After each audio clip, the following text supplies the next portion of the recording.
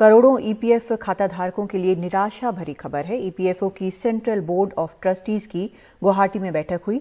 21-22 के लिए 8.1 ब्याज दर देने की सिफारिश की गई है।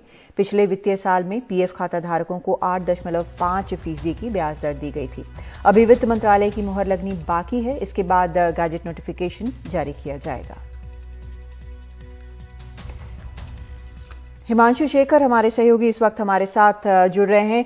हिमांशु, ये जो घटाया गया है ब्याज दर, इसका किस प्रकार का असर होगा? सीधे सीधे जितने भी एम्प्लॉई जुड़े हुए हैं ईपीएफओ से, उनको अच्छा खासा नुकसान होने का अंदेशा है? देखिए, निश्चित तौर पर, क्योंकि देखिए इस साल यानी मौजूदा वित्तीय साल में अगर आप मान लीजिए किसी व्यक्ति को के पीएफ अकाउंट में 10 लाख रुपए हैं, तो 8.5% के हिसाब से उसे पिछले साल ब्याज उस पर उसको मिला दिया गया था, जो करीब 85,000 का बनता है। इस बार 81,000 रुपए उसे मिलेंगे, और ये एक बड़ी कटौती है। जिसके पीएफ फंड में ज्यादा पैसा है उसके उसी अनुपात में इस बार उसको कट झेलना होगा।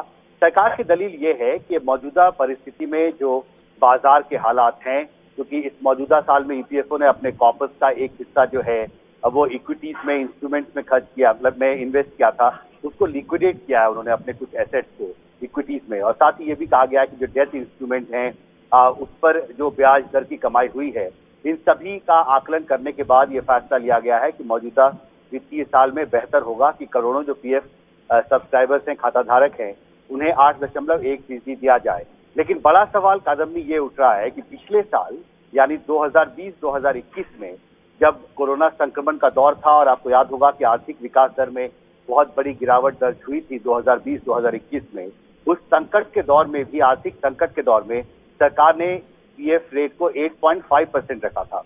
और इस बार ये उम्मीद थी कि अर्थव्यवस्था पटरी पर लौट रही है, आर्थिक विकास दर जो है उसमें लगातार सुधार हो रहा है। तो बहुत सारे पीएफ धारक थे जिन्हें उम्मीद थी कि मौजूदा आर्थिक परिस्थिति में जब सुधार दिख रहा है तो उनका पीएफ इंटरेस्ट रेट में इस बार कुछ सुधार होगा। हो सकता है सरकार इस पर कुछ बढ़ोतरी करके उन्हें कुछ ज्यादा फायदा दे। लेकिन सरकार ने फैसला किया है 0.40% की कटौती का, जिससे निश्चित तौर पर जिन लोगों की कमाई का एक हिस्सा, एक महत्वपूर्ण हिस्सा पीएफ में जमा होता है, उन्हें उससे जो कमाई होती थी हर साल, उसमें निश्चित तौर पर इस बार कटौती होगी। कदम हिमांशु, मुझे याद है पिछली बार जब इसके बारे में बात हुई थी तो ये कहा गया था कि इतने सारे लोगों की नौकरी चली गई है कोविड काल में, तो वो बहुत हद तक इस ईपीएफओ पर भी निर्भर हैं, और उससे पैसे जो उनको मिले हैं उससे उन्होंने अपना जीवन यापन किया है। तो अभी इस वक्त में, जैसा कि आप भी बता रहे हैं कि अर्थव्यवस्था धीरे धीरे अब पटरी पे आनी शुरू हुई, तो ऐसी क्या मजबूरी थी कि सरकार को ये कदम उठाना पड़ रहा है?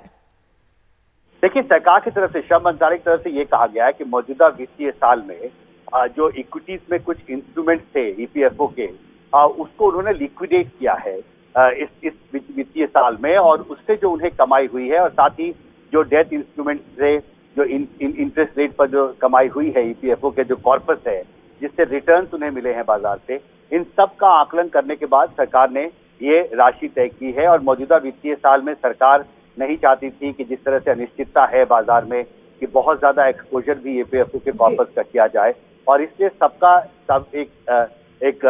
सबके साथ बातचीत करके स्टेक होल्डर्स के साथ गुवाहाटी में बैठक हुई है, और उसके बाद ये फैसला लिया गया। लेकिन निश्चित तौर पर करोड़ों पीएफ खाताधारकों को बहुत निराशा जरूर हुई होगी कि ऐसा मौजूदा परिस्थिति में जब अर्थव्यवस्था में सुधार है तो इतनी बड़ी कटौती का फैसला सेंट्रल बोर्ड ऑफ ट्रस्टीज ने क्यों किया। बिल्कुल, बहुत शुक्रिया आपका हिमांशु इस पूरी जानकारी के लिए। तो